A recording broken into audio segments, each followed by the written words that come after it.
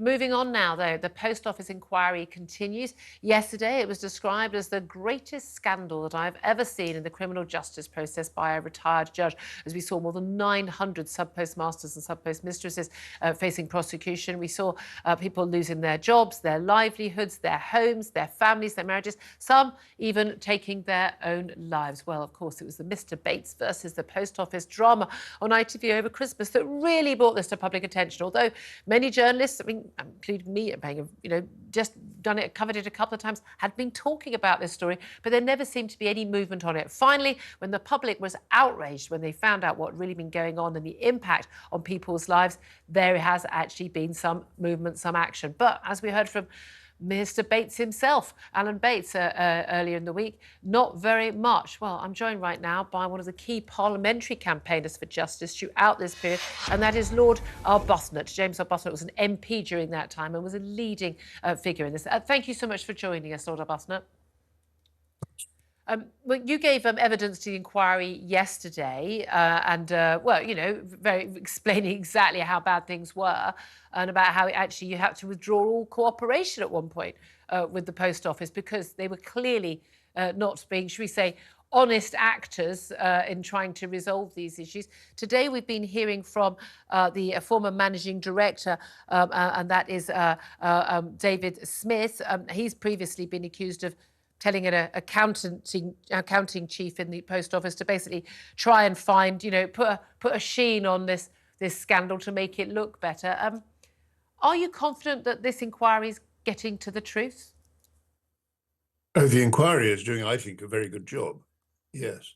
I have been really impressed by the diligence, the speed, the knowledge that Jason Beer and Wyn Williams have been showing in really getting to the bottom of things. And so I'm encouraged. These are the lawyers asking the questions. Yes. Jason Beer is the lead counsel for the inquiry, and Wyn Williams is the chairman of the inquiry, and they're both doing really good jobs, as are the rest of them. Yeah, indeed. I mean, it's been a long time since, going on for years, this inquiry. And as Alan Bates said earlier in the week, he's still trying. I mean, he's the man who led, the campaign, and he's still trying to get compensation and get things resolved.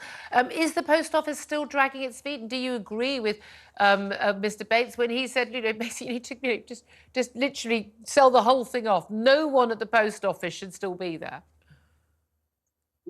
Well, I'm not sure that selling the Post Office to Amazon for £1, which is one of the things he's suggested, would necessarily preserve the network of Post Office community hubs that are so essential to our communities up and down the country.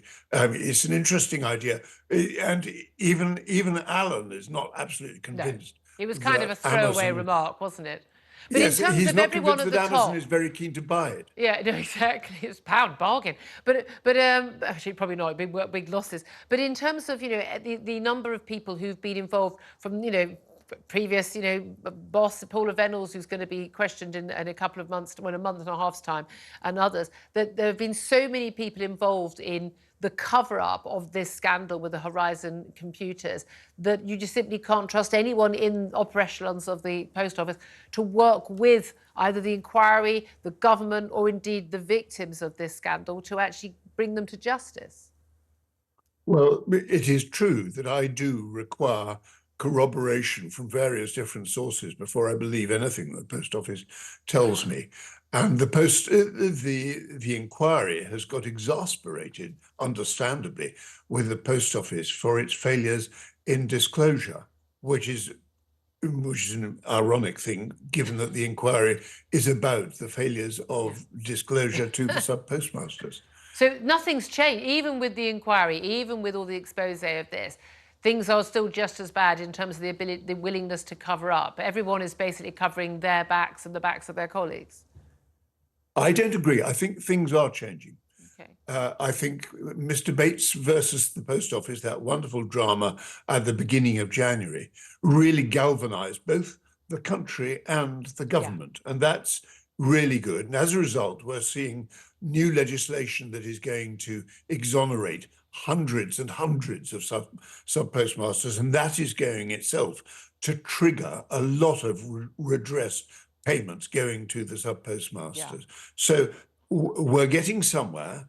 The minister, Kevin Hollinrake, I am actually pretty confident, is working very hard to cut out the bureaucracy that is in the way of paying sub-postmasters the money that they should be paid. And then we move on to the business of holding to account the people in the management, in the lawyers, in the government that were the cause of all this in the first place. Well, indeed. And in Fujitsu. Well, I was just going to say in Fujitsu as well. I mean, the big government ministers criticised for not dealing with it. They say, I mean, you've had previous ministers, including now the Lib Dem leader Ed Davey, saying, look, I was told by the civil servants, I get letters from Alan Bates and people like that, and I'm told, no, there's not an issue. I mean, I've been lied to. It's not my fault. Not very often I say this. I've got a sneaking sort of sympathy for Ed Davey on that, but he obviously didn't look much further. He was the minister responsible for the postal services at the time. But again and again and again, people in positions of power to do something didn't act. They had the wool pulled over their eyes as well. But we know there was a clear cover-up by the post office, that we know from internal whistleblowers. They did know there was a problem with these computers. They did know they could be accessed remotely. That was something that was, people were told in court that couldn't happen. They knew that people were being wrongly accused and convicted and even going to prison for a crime they simply did not commit. And there's been this massive cover-up also of Fujitsu, an extraordinary situation. They made this computer system, which clearly had massive problems. We've had whistleblowers again saying that they knew about it. And yet they've been given huge numbers of government multi-billion-pound contracts since. I believe they run our HMRC system, don't they? I mean, good Lord. We haven't seen the full sort of impact of this yet. And we probably won't until we have, not just civil cases, but criminal cases against some of the people involved. Would you expect that to happen? Oh, definitely criminal cases. Yes, ministers were all too credulous of what they were being told by the civil servants. It is possible that civil servants were all too credulous about what they were being told by the post office. But I'd like to know more about exactly how high the information from the post office went, because we now know that Paula Venables, for example, was told that remote recordings were possible. The remote access to sub-postmasters' accounts was possible, even while she was telling me and other MPs that it wasn't.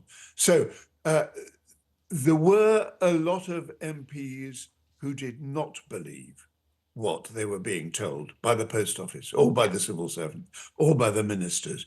And in the end, it took the drama to blow the doors off. Yeah, absolutely. And it really did. And it was an absolute game changer with the public finally understanding. And also, it's a very complicated story, and it made it really, really understandable. I was so impressed with it. It really was amazing, that difference. I mean, we've had the former Post Office Managing Director, David Smith. He had the role in 2010. They seem to have gone through a lot of people, didn't they? And he says that the trouble is, during that time when a lot of this was coming forward, the board was focused on the separation of the post office and Royal Mail rather than what on earth was going on with postmasters and postmistresses. Says, I'm sad to say at the time I didn't really reflect on it in the way I should have done, he said, when we found out, all these prosecutions were going on. But he did apologise and said he understands the anger and upset caused after he congratulated the organisation's legal team following the imprisonment of a sub-postmistress, Seema Misra, who was pregnant at the time. And of course, this was featured in that ITV drama. In his witness statement to the inquiry, Mr. Smith had said, it was intended to be a congratulatory email to the team, knowing that they had worked hard on the case. However, knowing what I do now, it is evident that my email would have caused Seema Misra and her family substantial distress to read, and I'd like to apologise for that. Yeah, do you think, the reality is they didn't really care, did they? At the time, they didn't really care that there were people going to jail and losing their livelihoods, some in some cases taking their own lives. They kind of had an idea it was happening, but it didn't bother them. Do you think that's a fair summary? Yes, I do. But it's also a total lack of common sense.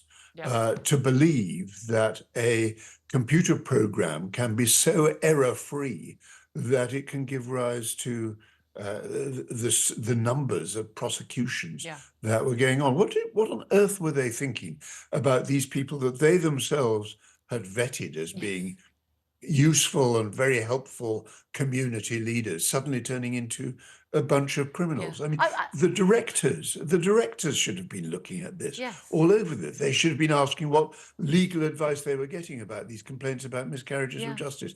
The whole thing is ridiculous. That's one of the things that struck me, that they suddenly had all these people, as you said, they've been very strictly vetted to become a sub-postmaster. CRB checks and all of that, whatever they're called this week. And you have to have a blemish-free, character. And all these people suddenly are on the take, 2 grand here, 20 grand there, or whatever. And I did wonder, what was the jump? They put in this computer system. Suddenly they were having a massive load more of people who ran these post offices, apparently, who were on the take and who were criminals and thieves. And obviously their reasoning was, imagine we weren't able to catch all these people before because we didn't have a computer system, but a huge percentage of the people who work for us are basically thieves. I mean, it's an extraordinary judgment to have had, as opposed to, hold on a minute, we're suddenly finding a lot more people. Maybe there's something wrong with our computer system. Yes, I mean, it wasn't very difficult for me to form the judgment that Jo Hamilton was honest. I did that in about 20 minutes. Yeah. And if they'd actually, just by meeting her, you can tell that she's not a liar. And so if they had had some sort of human interaction with these people who were the backbone of the post office, maybe they would have done rather better. Absolutely. Lord Arbuthnot, thank you very much indeed. Always appreciate you coming on the show, and I know many people appreciate the work that you did as an MP and since to try and campaign for justice on this issue. Thank you. Still with us is Philip Ingram.